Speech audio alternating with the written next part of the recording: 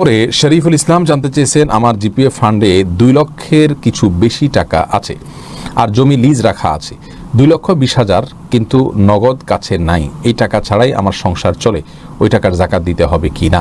GPF ফান্ডের যে টাকা 2 লাখের বেশি আছে আপনি বলেছেন, সেই টাকাটা আপনি কি স্বেচ্ছা জমা করেছেন নাকি বাধ্যতামূলক জমা হয়েছে? যদি বাধ্যতামূলক জমা হয় তাহলে সেক্ষেত্রে সেটার জাকাত আপনাকে দিতে হবে না। আর যদি আপনি নিজে কেটে কেটে সেখানে জমা করেন এবং যে কোনো মুহূর্তে চাইলে ভাঙতে পারেন, তাহলে সেক্ষেত্রে প্রতি বছর আপনাকে সেটার জাকাত দিয়ে যেতে হবে।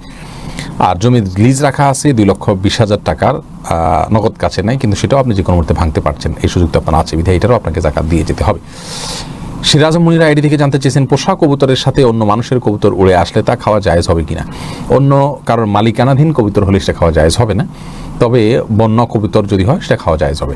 সেলিম রেজা খান জানতে চেয়েছেন, হাদিস প্রত্যাখ্যানকারী কি কাফের? এর ব্যাখ্যা একটু জানিয়েন।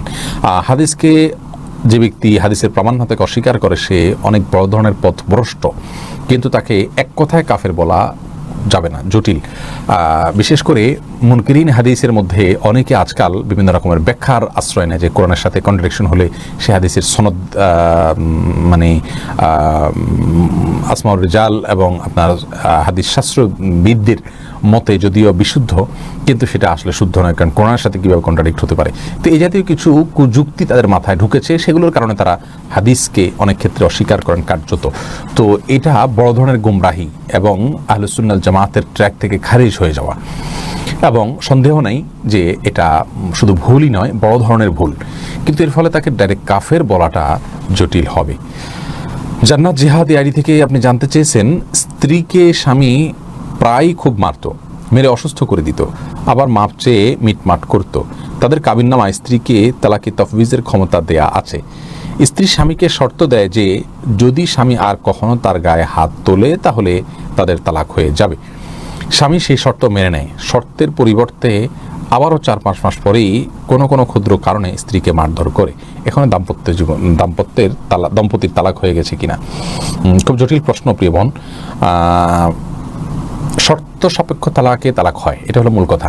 কোনো স্বামী যদি শর্ত দেন তার স্ত্রীকে যে আপনি এই কাজ করলে, তুমি এই কাজ করলে তালাক হয়ে যাবে, তিনি যদি সেই কাজ করেন তাহলে তালাক পতিত হয়ে যাবে, এ ব্যাপারে কারো কোনো দ্বিমত নেই। কিন্তু স্ত্রী তিনি যদি শর্ত সাপেক্ষে তালাকে তাফবিজের গ্রহণ করেন, সেটা কার্যকর হবে কিনা এটা আমার মনে হয় স্টাডি করে বলা উচিত। তবে হ্যাঁ, স্ত্রী যদি চান তাহলে তাফবিজ ব্যবহার করে, যেহেতু স্বামী তাফবিজের শর্ত লঙ্ঘন করেছেন, সেজন্য তিনি তালাকে তাফবিজ বা অর্পিত তালাকের বলে তিনি নিজের নফসের প্রতি নিজে তালাক গ্রহণ করতে পারেন। কিন্তু সেক্ষেত্রে শর্তযুক্ত তালাক তিনি দিতে পারেন কিনা বা তালাক গ্রহণ করতে পারেন কিনা, সেটা আমার মনে হচ্ছে যে এই মুহূর্তে আপনাকে আমি উত্তর দিতে পারবো না, সেটা স্টাডি করা উচিত।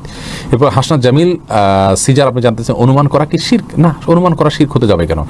তবে খারাপ অনুমান করা এটা গুনাহ। নবী সাল্লাল্লাহু আলাইহি ওয়াসাল্লাম বলেছেন, ইয়াকুম ওয়াজ্জান, তোমরা খারাপ ধারণা করা থেকে বেঁচে থাকবে, কারণ ফাইন্না যান্না আকযাবুল হাদিস, কারণ কুধারণা এটা সবচেয়ে বড় মিথ্যা কথা। অতএব কুধারণা থেকে আমরা বেঁচে থাকার চেষ্টা করবো, এটা গুনাহের কাজ, কিন্তু এটা শিরক নয়, এটা হলো সাধারণ কুধারণা। হ্যাঁ, আল্লাহ সম্পর্কে যদি কোনো মানে অজানা থাকে বা ভুল ধারণা থাকে আল্লাহর উজুদ সম্পর্কে, তাহলে সেক্ষেত্রে সেটি শিরক হতে পারে। তানজিলা তাবাসসুম জানতে চেয়েছেন, শুকরিয়া সিজদা কিভাবে দেয়? আল্লাহু আকবার বলে সরাসরি সিজদায় চলে যাবেন, যে আল্লাহর তাসবিহ পাঠ করবেন, পড়ে উঠে যাবেন, বাস এটাই হলো শুকরিয়া সিজদা। শুকরিয়া সিজদা উজু লাগবে কিনা? বিন বাজ রাহিমাহুল্লাহ সহ স্কলারগণ বলেছেন উজু লাগবে না, অন্যান্য উলামা ইকরাম বলেছেন উজু লাগবে। তো পদ্ধতিগত কোনো পার্থক্য নেই। এমডি রবিউল হাসান জানতে চেয়েছেন, 5 ওয়াক্ত সালাত আদায় করার পরও মাঝে মাঝে নিজের অজান্তে কিছু ভুল বা গুনাহ হয়ে যায়, এতে কি আমার সালাত কবুল হতে ব্যাঘাত ঘটবে? দেখুন, 5 ওয়াক্ত সালাত আদায় করার পর যদি আপনার অজান্তে গুনাহ হয়ে যায়, তাহলে সেক্ষেত্রে সালাত কবুল হয়ে যাবে ইনশাআল্লাহ, যদি আপনি ভুলের পরে তওবা করেন, আল্লাহর কাছে মাপ চান এবং আপনি ফিরে আসার চেষ্টা করেন। আননোন পারসন আইডি থেকে জানতে চেয়েছেন, জিকির করার সময় মনে খারাপ যৌন চিন্তা আসে, এখন কি করণীয়? জিকির কি বাতিল হবে? জিকির বাতিল হবে তা নয়, তবে মনে বাজে চিন্তা আসাটা এটা তো নিজের নিয়ন্ত্রণে না, এই জন্য বাজে পরিবেশ থেকে যথাসম্ভব নিজেকে সরিয়ে আনা উচিত। আর যখনই মনে হবে তখনই সাথে সাথে নিজেকে নিজে ভৎসনা করে ইস্তেগফার করে তওবা করে তিনি আবার আল্লাহর দিকে মনোনিবেশ করবেন। ইনশাআল্লাহ বিদিনিল্লাহ এই স্ট্রাগল করতে করতে একটা সময় তার জন্য এগুলো থেকে বেরিয়ে আসা সহজ হবে। তিনি তার চেষ্টাকে অব্যাহতভাবে চালাবেন, নিরাশ হবেন না। এবং এটা আসতেই পারে, শয়তান এগুলো মানুষের মনের ভিতরে সৃষ্টি করে, কারণ সে তো লেগেই আছে আমাদের ইবাদত নষ্ট করার জন্য। অতএব আমরা হাল ছেড়ে দিলে তো সে জিতে গেল, আমরা এর কারণে জিকির নষ্ট হয়ে গেছে এমনটি মনে করবার কোনো কারণ নেই। আমি চেষ্টা করব নিজের নফসের বিরুদ্ধে যুদ্ধ করে সঠিকটা করে যাওয়ার। ফাহিমস ইসলামিক মিডিয়া এআইডি থেকে আপনি জানতে চেয়েছেন মুক্তিযোদ্ধা সার্টিফিকেট দিয়ে চাকরি করা জায়েজ কিনা, দয়া করে বলবেন। হ্যাঁ, অবশ্যই জায়েজ রয়েছে। সরকার যদি যার চাকরি করবেন তিনি যদি আপনাকে সেই সার্টিফিকেটের ভিত্তিতে চাকরি দেয় তো কোনো অসুবিধা নেই। এমনি শাকিরুল ইসলাম জানতে চেয়েছেন মৃত মানুষকে গোসলের সময় কোনো দোয়া পড়া যাবে কি? মৃত মানুষকে গোসলের সময় যদি গোসল করান কেউ, তাহলে সেক্ষেত্রে বিশেষ কোনো দোয়া পাঠের নির্দেশ নাই। কিন্তু কেউ যদি ওই টাইমে কোনো দোয়া মুখে তিনি করতে চান আর যে জায়গায় গোসল দেওয়াচ্ছেন সেটা কোনো অপবিত্র জায়গা না হয়, তাহলে সেক্ষেত্রে দোয়া পড়তে কোনো অসুবিধা নেই।